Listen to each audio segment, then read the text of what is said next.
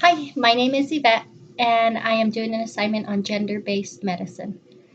Um, Today I'll be using this bear here. This is Dr. Rogers, and this bear here. This is Yvette. My targeted audiences are those who work in internal medicine or sleep medicine.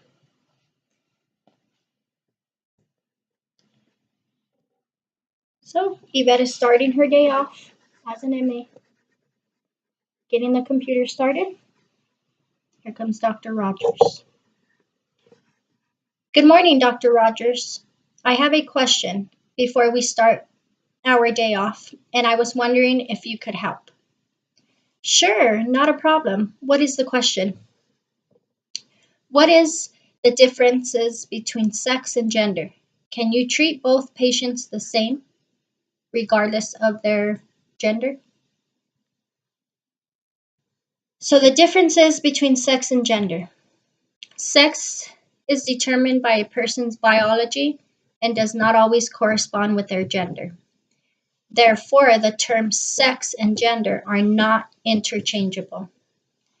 Sex refers to physical or sociology differences between and female, and intersex bodies, including both primary characteristics such as the reproductive system and secondary characteristics such as breast and facial hair.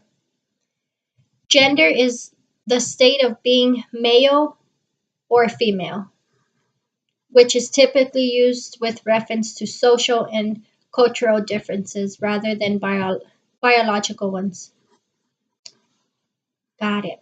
That that makes sense. That's interesting.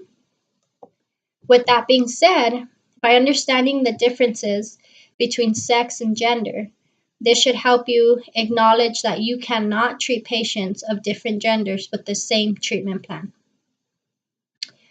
Typical gender differences in healthcare include differences in the use of preventative measures. That is why when we will not do a prostate check on a female, only on males, because they are the only ones that should have prostates. Also, the prescription of drugs, we'll get into that in a little bit, and health insurance reimbursements. So, for instance, for when prescribing Ambien to patients that have trouble sleeping, which we definitely do have those a lot, I cannot prescribe a female the same dose as a male. The differences between men and women have prompted the FDA to recommend that each take different dosages. The reason why is because women metabolize Ambien differently, reaching maximum blood levels of 45% higher than those of men.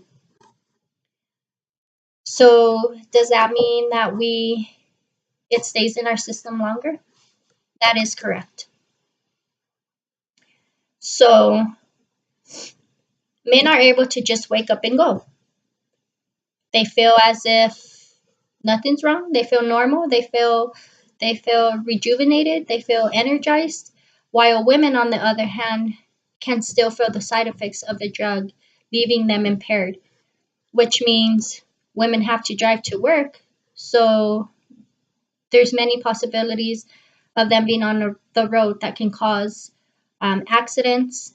They can cause, death upon themselves due to the fact of this prescription. If we were to dose them with the same, could you imagine what would happen if they took the same dosage as males?